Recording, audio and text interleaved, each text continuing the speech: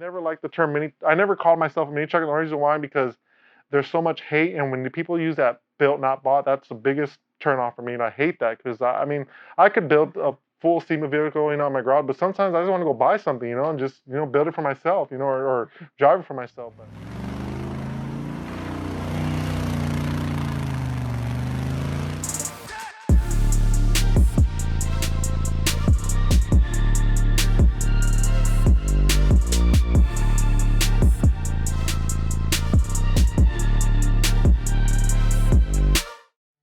We're the Zarates, and we're from San Antonio, Texas, with severed ties, and we own Zarate Steel Works. We've actually been together for 18 years and been married 10, and we have one son named Gavin Zarate, and he's actually 13 years old. Been together since high school, and actually met because he invited me to a lowrider show. As a kid, I was really heavily into model cars, and I would always build them and paint them, and I never really had anybody or anything to influence me into cars. It's just something that came natural to me. So when I was able to buy my first vehicle, I actually bought an 81 El Camino, and I put hydraulics. It was a lowrider style vehicle, and that's something that really got me started into the customization of vehicles. And after that, it just kind of exploded from there. And then when I met my wife, Crystal, she was already into lowriders, so it kind of clicked when we first got together. She knew a lot of the car stuff, and she was into lowriders, so we had a lot in common when it came to that. Yeah, and it's funny because we actually started being interested in each other because he invited me to a lowrider show and claimed he could get me in. Just to get in her pants. I'm like, thinking back, like, you didn't even know anybody back then. I was just trying to get her to go out with me, and I thought that was a good pickup line. She liked cars, and I was like, okay, I'll get her to go to the lowrider show. And it worked. Well, no, she never actually showed up. She never showed up. No, I never went. So I stood him up, actually. Yeah, she stood me up. But it's funny because when he says model cars, that he was really building them and into them, we actually started doing our own model cars together. We'd shop at Hobby Lobby and just blow our money on spray cans and paint and kind of customize that. And it was funny. It was kind of a weird thing that we would do together. But it was a lot harder back then because we both grew up literally poor. I mean, we grew up in one of the worst conditions that any child can grow up. So I know when we've talked, personal, we always said we both had the same agenda. We never wanted to have our family or our kids experience what we experienced, So we basically just worked hard and just told ourselves, all right, we're gonna stay focused and, be able to give our kids what we always wanted, And now it's funny because when we buy for our son, we're really buying for ourselves, It's crazy like that, because sometimes, like the other day, I wanted to buy something for Gavin. She's like, well, you really want it for yourself, and then deep down inside I do, but it's fun having a kid. It yeah, really all is. The RC cars. Yeah, oh yeah, the RC cars were really. I don't think Gavin wants all those RC cars. Yeah, I bought a big, truck for him, and she's like, you want it? I was like, no, but he plays with it, and I take them away from him. The first vehicle that I've ever purchased was an 81 Chevy. I remember bought it with a blown motor, and I paid a mechanic to rebuild it, but I mean, that truck was just a death trap, and I just got rid of it as quick as I can. My first vehicle was a 98 Eclipse. That was ugly as hell. I loved it. I didn't give a shit because it was mine. And then, I don't know what I was thinking, but I threw on 18s on that little Eclipse. Eclipse. It looked ugly as hell. Looked like a donk. I think I started a trend before it was a trend. Yeah. But it was cool, and then I had to get rid of it. Yeah. And then I got a Mustang. I thought it was cool. The first custom vehicle for me was an 81 El Camino. I was working at Walmart when I got that car, and I really didn't know what I was doing, and I was basically a hack. I was just throwing money in that car, putting all kinds of stupid stuff in there. I didn't know what direction. I just knew I wanted to put money in the vehicle, and I put 13s, and I took it to a local lowrider shop here in San Antonio, and they put hydraulics on it, and I was all happy. I didn't know what the hell I was doing. I ended up screwing that car up, and next thing you know, the motor blew, and I traded that for a 63 Impala. And I got that one, drove that to high school for a while, and it kind of just sold that. I didn't know what I had. Back then, I didn't know what direction I wanted to basically go with the customization in vehicles. I didn't know if I wanted to be a lowrider or a mini trucker. I was just all over the place, and I just kept buying vehicles, seeing what made me happy, So my first custom vehicle was a 04 Chevy Silverado single cab. And I bought that truck brand new when I was 18. Sorry, 19. But I was so excited to have a nice truck, and so of course, being into the custom vehicles, he already had his vehicle. I bought my first set of 20s at Heatwave. We had been a Heatwave for a few years. I was, fresh out of high school, and started, putting rims on it, put an audio system, and then we decided to actually skin the back and just shave all the tailgate, and that's how it started. And then, of course, I think it was like about a year later or so that we actually got it customized and painted and bagged. Yeah, we took it to Patrick, actually. We took it to a local guy to get it painted, and then she wanted to bag it. So when it was her daily, so I pulled it in the garage, on a Friday, and I bagged it real quick so she could get back to work the next week, And after we bagged it, we contacted Patrick Reed to get a paint job in it. So she kind of went back and forth with Patrick, and they came out with a cool scheme, and he painted the truck pretty cool. And then we dropped it off to get interior, and then next we got featured through Truckin Magazine. Yeah, and then the interior was done by Jerry's Custom Upholstery in San Antonio, Texas, and had all the alligator interior. It was so sweet and badass. I painted skulls on my truck, and it was funny because I actually told Patrick that I wanted a girl skull with hair. He laughed at you. And he's like, skulls don't have hair. I was like, I don't care. I just want to make it look cool. I had a 98 or 98 dually, and I was waiting for Patrick to paint her truck to get done with that. So as soon as Patrick got done painting her truck, we jumped in the dually, and I drove up to Patrick, and I dropped off the dually and picked up her truck, and we drove back in her truck, and then Patrick did a full graphic job on the dually, and then we got asked to Truckin to do a dual feature. So they did a his and her feature in Truckin. I think it was back in 2015 or something like that. But that came out pretty cool. They did a full story on how couples are, and what it took to get to that point, and why we did that. But it was pretty cool. It was pretty cool to have our features together. Yeah, it was different. It was awesome. And especially husband and wife, and especially being a girl in the scene is not always the easiest. And back when I started, I know it wasn't too long ago, but there wasn't that many girls that were in the scene that were really respected in a sense. So it's not trying to find, or get that approval, but basically proving, hey, I'm a girl, yeah, but I know my shit too. This is who I am and what I'm about. The thing was, a lot of people thought that was my truck. Like I built it. So I remember we put a sticker in the back, and it had the diamond. It said not his. Because we got that all the time. And I was like, no, she turns wrenches on this truck. She changes oil. She does everything. And it's hard when you find a girl in the scene to do all that, because it's unheard of, and when you do find them, they stick out like a sore thumb. Everybody wants to get to know them. Yeah, everybody thought it was my husband's truck because, of course, it's not a girly color. Yeah. It's green and black with, gator interior. Yeah, I had no influence in anything of that. She picked it all. All over the place. Yeah. So they thought it was a dude's truck, Yeah. and I'm like, no, it's mine. I built it. Bob Grant built a Toyota a while back. We had a 55, I believe we were in, and I've always liked Toyotas, but they were just so expensive at the time, So the Ranger, I got it because, my mom got approved and whatever, but I've always been a Toyota guy. I've always loved Toyota. So I remember I bought from Iowa from my buddy Adam Cox. He had a Toyota for sale, and he goes, hey, I got a Toyota because I put a post, I was looking for Toyota, and he sold it to me. And when I told everybody I wanted to take a Sema, everybody was like, they didn't take me serious. Like, if you know me and Chris personally, when we say something, it's gonna get done. I don't give a shit, what happens. So we decided to take on this build, and we literally were, not that we live paycheck to paycheck, but majority of the people live paycheck to paycheck. That's how you survive. We would skip our mortgages, skip our truck payments just to build this truck because we knew we had a deadline. And I remember I talked to Crystal that I wanted to take it to Sema. She looked at me like, okay, but she's always been supportive. So we made a plan. We decided, okay, we can do this, but let's just build it and see what happens. So we started building it, and I remember it came to a point where I was like, man, I just too much work, because it literally was just me and some friends would come by and help build TacoSupreme. And I know if I was going to build a mini truck again, I told myself it has to be up there. It has to be the best Toyota at the time. I told myself that. And I was like, okay, so what's going to make a mini truck good? One, of course, an LS swap. Two, right-hand drive. What are the features it takes a mini truck to be a mini truck? Everything shaved. Big billets. Shaved down means roll up window.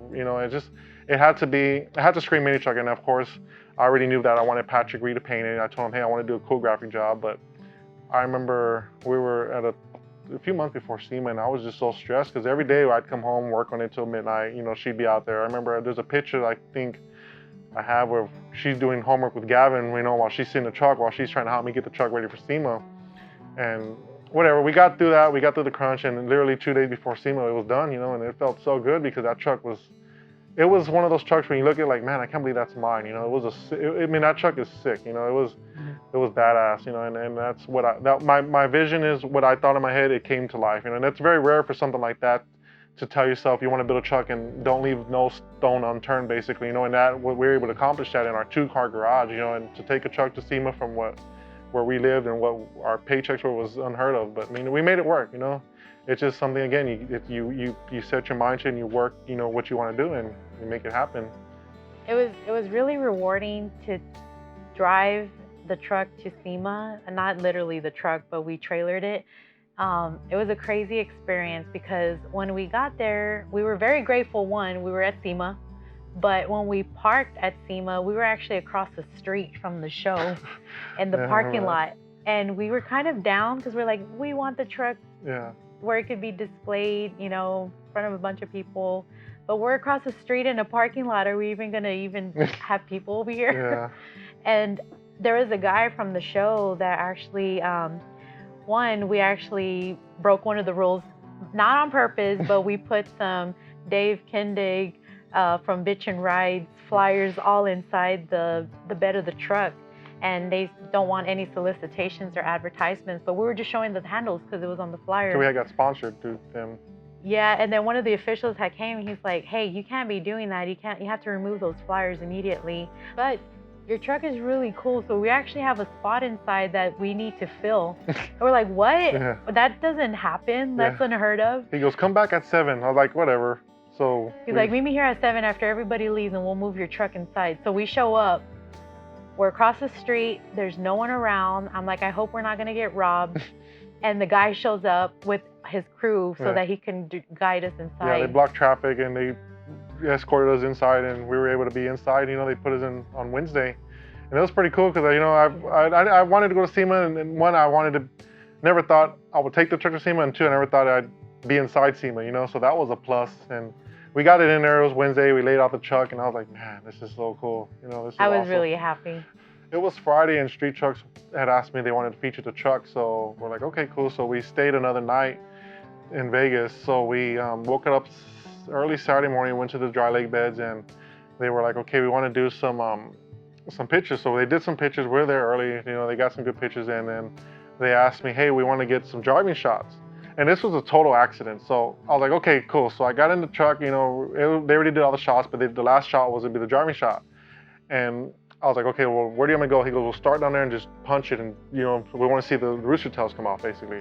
So I did that. I drove down and I punched it. And next, you know, the truck just digs in the ground, you know, because all the dry lake, and it just starts. I was like, what do I do, you know? So I basically paid it off and just kept, you know, making donuts. And they were like happy, you know, they were like, okay, cool. So whatever. It got all trash. And everybody thought that I ruined the paint, but I got it home. I just do a sprinkler thing under the truck and let the sprinkler on and made it clean. Nothing happened to it, and it was, you know, what it is. But I mean, it made for some cool shots, and I got so much hate email after that. So much people on social media just talking shit, you know. They were saying, oh, I would do that if I had daddy's truck or daddy's money, but you know.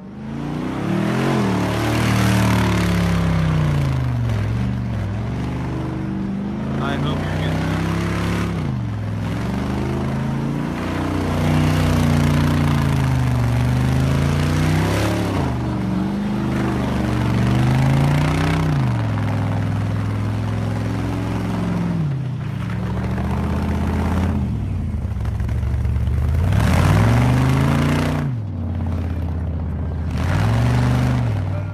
Okay, so those donuts and that moment comes from, you know, years of pain, years of suffering, years of what we've been through, you know, to get to where we're at.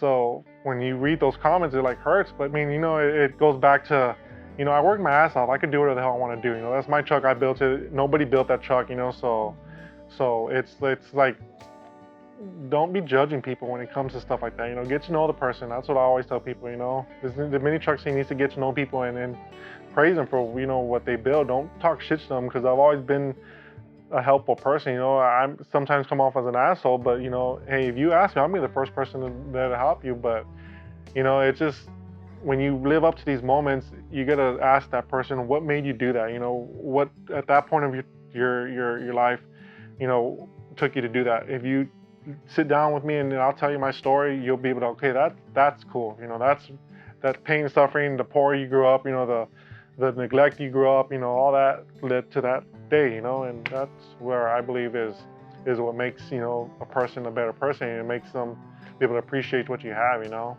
So one of my most favorite dream car builds that I actually was so privileged to even have was a 49 Mercury. I just remember seeing those lead sleds at Lone Star Roundup. That's one of the biggest, you know, hot rod shows in Texas, and it just, I fell in love with the curves of the car. And I had met Mercury Charlie from Austin, Texas, who had Nadine. It's a 49 purple Merc. It's so super sweet. And we went to his shop for an open house, and he had a Merc sitting in the back. And we became cool friends, you know, shooting the shit, talking. And it was his daughter's car, and she hadn't, you know, wanted to continue building it and was interested in selling it. So I kind of piqued an interest in me. And it was just full body, not even like the front was put together, nothing was on that car. And we decided to build it. And when we got, we were like, holy shit, what are we gonna do? We literally have to build this car from the ground up. So Mark built a full frame for it, laid it out, you know, actually chopped the top. We've never chopped a top before, but made it my dream car. You know, had a 350 small block in it, super sweet, you know, matte finish on it, but the interior was so sexy. It was red, and it just screamed, you know, just sexy everywhere. So it was my dream car. I didn't think that I would ever want to sell it, but we were having a life conversation, and we decided, you know, we already outgrowing our house. We can't even fit any cars in our garage. We're buying too many things. So I said, hey, well, let's just sell it. And Mark's like, why would you want to sell your dream car? That's yours. I'm like, I don't care. We could just build another one later. And so we decided to sell it. And Tim Duncan from the San Antonio Spurs was interested in buying my car and had been after my car for a couple years, but I didn't want to sell it. And we got the call as soon as we posted it on Facebook. I remember on a Super Bowl night, we got the call, hey, I want the car, don't sell it. I'll be there tomorrow. So the rest is history. We sold the car. That one small move actually led us to buy our property, and we built our shop, not knowing that we were even going to have our business or a house. And we took a leap of faith just for that one small move. And now we have all this land in our shop and our business on our property. Okay, so 2016, I remember me and Crystal having a conversation that we want to start a business, but we didn't know what we wanted to do. And right around that conversation, we just learned that our son had got diagnosed with leukemia. So at that point, we're like, man, what are we going to do? Because we didn't know financially how stable we were going to be. I know we had insurance, but I mean, of course, like everybody knows, insurance doesn't cover everything. So us as people that look forward to the future, we figured, okay, we need to figure something out, how to continue to make more money, because we know this is going to cost us money. We don't know how much, but we need to be prepared. So I told her, well, you know what? We already had the table on order, so we got the table. And originally we wanted to do, you know, automotive parts, tabs and brackets, but I mean, the market's so saturated and flooded with that stuff, so it really didn't work out. So I remember somebody wanted me to make some metal wire for them, so I started doing that. And I told Crystal, hey, this could work, you know, and you know, this could help me potentially pay our bills. I still have my full-time job. She still had a full-time job. And, you know, we just know we needed to make some money. So I started cutting stuff. And then, you know, Crystal was designing while she was in the hospital with Gavin. And we needed to figure out how are we going to grow this business, you know. And I told Crystal, we need to come up with a plan. So that's when she decided, you know, to start helping, you know, more towards the company and putting more effort into it and deciding what direction we wanted to take this company. Yeah, it really took off. I was working night and day trying to get back to our customers. We started actually doing gun shows and having very patriotic metal art. I just noticed it was a very niche for people just love anything Texas, anything America. So it kind of grew from that and built up our business really hard. For the first year, we just nonstop, you know, hit shows and try, you know, social media and get our name out there. because we didn't know what the future was going to hold financially. I mean, no one ever wants to hear, bad news that someone has cancer. Especially from your kid, Especially your child. Yeah. So we're like, okay, we got to make this work. So I remember doing that for 2 years, and I told Crystal, hey, or actually Crystal told me you need to quit your job. And, it was one of those things, we conversated about it, and I was like, okay, whatever. So we got busier, and I was like, I think you're right. I really need to quit my job. So I was with the company called Vintage Air. I was a marketing director. All I did was I traveled for a living, did trade shows. That's what I did. I got paid to do shows, and I do Sema every year. So I remember telling my boss, I was like, hey, the situation we're going through and with Gavin, and I need to focus, be more at home for my family, and be able to, because the thing is, not that I wasn't there for Gavin and Crystal, but I had to make money because of the situation going for, and she was in a hospital, so we have orders coming in, so I'd have to, sometimes not go to the hospital and come home and work. And anyway, so I told my job, I quit Vinegar after 8 years, as a marketing director. And I remember the first day walking into shop as my first day as a real employee, thinking like, man, I gotta make this work, because now I had a cushion, but now I don't. So, as soon as I quit, it's like it exploded more. I hired another employee, so we had 3 people working for us, and we did that for actually right at a year. It's funny that we say this now because it's a year to the date. Was it 2 years or a year? A year to the date when I quit my job. I felt I got the company to a certain level and I couldn't get any higher. And I told Crystal one day, because I made a joke with her because she would do the admin, and I looked, I was like, hey, I'm gonna have to fire you because I need somebody that's gonna to answer emails, because we were getting calls and emails, people pissed off because she was still doing a hospital thing. She was still trying to work her full-time job, and she was still coming home and trying to do that. And I literally told her, like, I need to find someone that can do that. So we talked about it a year after. Actually, she just quit her job like 4 weeks ago. She worked for USA as a fraud investigator. She was there for almost 10 years. 10 years, and it was a tough decision because, of course, she was a breadwinner of the home, and if the company ever needed money, we would just pull from her, from her check or whatever. But good thing we never really had to do that. But so she gave her 2 week or 3 weeks notice, a few weeks ago, and she's been here with the company for almost, this is the 4th week, right? Yeah. Now that our son had just got done, with treatment, what was it? How many months ago was it? Yeah, he finished in April 2019. We were on a 3-year journey. Yeah. Very exhausting, but very blessed despite what we went through. And it's crazy to think that how far our business grew and blew up because of from that situation. Unfortunate event, but it was a blessing in disguise because we made it through. Our business actually came back full circle because in the beginning, when we started our business, we wanted to build tabs, brackets, being automotive people. We still wanted to stay, in the automotive industry, but it was just too many people already doing that. And now it's come full circle because we bought a Slingshot. Well, we were in Vegas last year and we rented one. We rented a Slingshot. Yeah. And I told Crystal, I was like, man, I want to rent a Slingshot. So we rented one and we got back home. And I looked, I was like, man, I want a Slingshot. And me being a full-time, employee here and her still in a job, it was like one of those deals that, can we afford it? We couldn't, right now we can't afford nothing, but we make it work. So we bought one and I told her, she goes, well, what do you do with that? I was like, well, we're gonna make a few parts for it, So the first thing I made were some fillers and we posted those up for sale. And it's like, man, it's just so crazy how many orders we got off of that.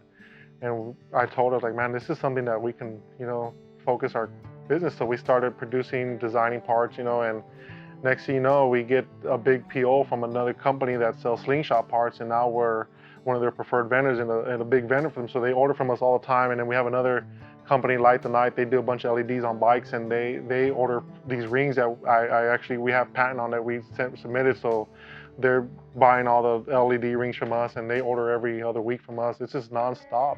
So it's very exciting to have that relationship, and with a lot of dealers now that are carrying our product for Zarate Steel Works. Yeah. And it's just so surreal to see everybody having all our parts on their bikes. It's just so surreal moment.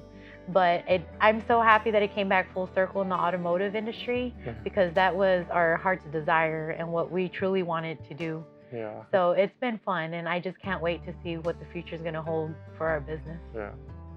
So a big thank you that I want to say is during the time that when Gavin got sick and we announced it to everybody, it was very heartwarming, and I couldn't even wrap my mind around how many people were supporting us throughout the whole community in the custom car scene, and how many people actually donated to us and gave gifts to Gavin. It really brought so much joy to our heart to see the support and outpouring from everybody. I couldn't even fathom that, one, we would go through that, but two, the big support behind it.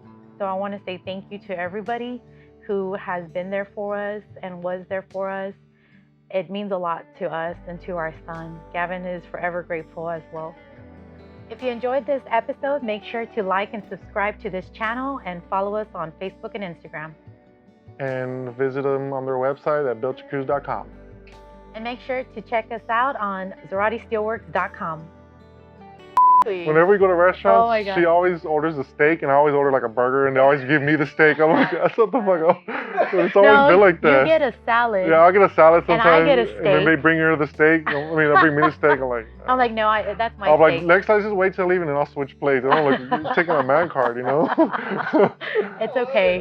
Yeah. It's probably the stupid horses back there. We got some fucking horses. These We literally have horses in the back. Yeah. That's We got horses in the back, 2 of them. If you want, oh my God, where is it? My child, don't move. Get it before it stings me. Stupid B. Okay. Like over the top. It's weird. Yeah, it's like you it's couldn't a even shitty... leave your Porsche alone. Yeah, you know, be seriously, you got it was already a nice badass car, If you go but and put it an had exhaust, to mess with the exhaust. that's the typical car people, you know? Yep. If you think about it, that thing was perfect, but you go it up and put exhaust. I mean, why? You know? I know. See, a normal Porsche owner wouldn't do that. I mean, typically they wouldn't do that. They'd be. That's ruined.